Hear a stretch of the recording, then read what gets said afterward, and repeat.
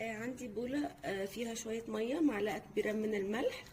دي أول خطوة هنعملها قبل ما نبتدي في أي حاجة. هنقطع البتنجان ونحطه في المية وملح اللي احنا عملناهم بالشكل ده كده.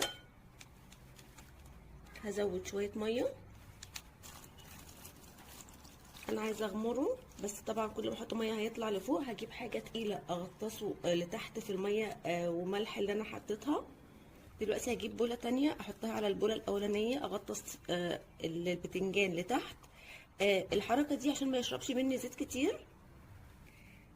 انا سبت البتنجان لحد ما قطعت الفلفل والطماطم. شايفين بقى المية بقت لونها عامل ازاي كده؟ مش هيتشرب ان شاء الله زيت معايا كتير. انا اصلا مش هحط زيت كتير، بس كمان هيبقى طري معايا. هصفيه بقى من المية دي كويس جدا عادي، مش هنشفه بفوطة ولا بمناديل ولا باي حاجة، انا بس هصفيه من المية. دلوقتي بقى معايا صينيه مدهونه دهنه بسيطه من الزيت. انا بحاول على قد ما اقدر البتنجان بتاعي يتقلي، ولكن بقلل كميه زيت بالشكل ده كده. هرص البتنجان، هرص كمان الفلفل اللي انا قطعته على الحرف بالشكل ده كده.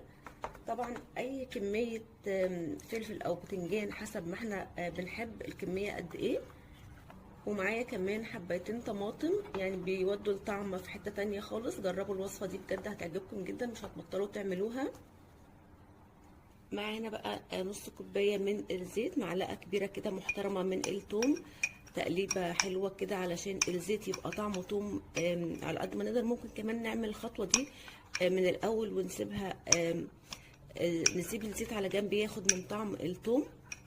دلوقتي بقى رشة كده من الملح.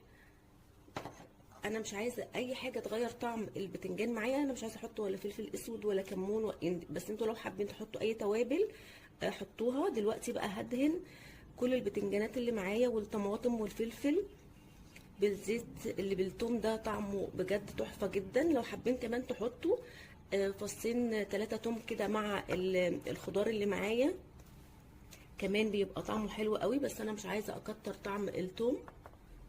دلوقتي بقى هنحط البتنجان بتاعنا في الفرن على اعلى درجة حرارة. ويا ريت لو عندنا الشواية شغالة نشغل الفرن بتاعنا من فوق ومن تحت علشان ما ينشفش معانا ويستوي ويبقى كمان طري. وممكن كمان نحطه على البوتاجاز من فوق، مش شرط الفرن. بس لو حطيناه على البوتاجاز من فوق شرط ان احنا نغطيه بألمونيوم. شايفين بقى البتنجان والفلفل والطماطم وكل الحاجات، شايفين بقت عامله ازاي؟ وكمان مش متشربه زيت خالص. كمان ممكن نقلل كميه الزيت اللي احنا حاطينها. شايفين دايب جدا جدا جدا. انا بقى ههرس كل الخضار اللي معايا ده، بس هنقله في بوله ضيقه شويه عن الصينيه اللي انا بشتغل فيها دي. دلوقتي بقى بالهراسة او بالشوكة ههرس كل المكونات اللي معايا.